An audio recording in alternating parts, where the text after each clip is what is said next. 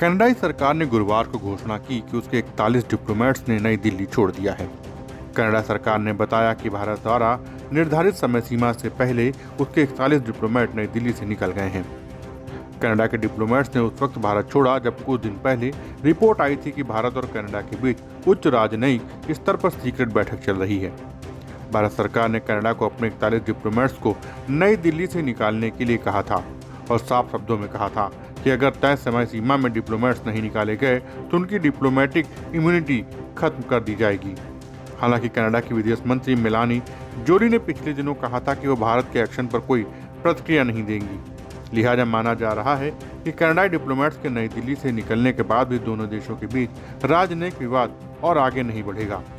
आपको बता दें कि अब तक भारत में कनाडा के 62 डिप्लोमेट्स हुआ करते थे, लेकिन भारत ने डिप्लोमेट्स की संख्या घटाने के लिए कहा था और अब नई दिल्ली में कनाडा के सिर्फ 21 डिप्लोमेट्स ही बचे हैं।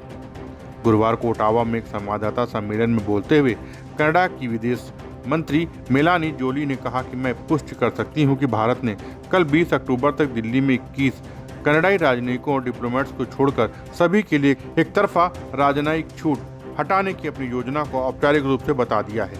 उन्होंने आगे कहा कि उनकी सुरक्षा स्थिति को देखते हुए हमने उन्हें सुरक्षित प्रस्थान करने की सुविधा दी है।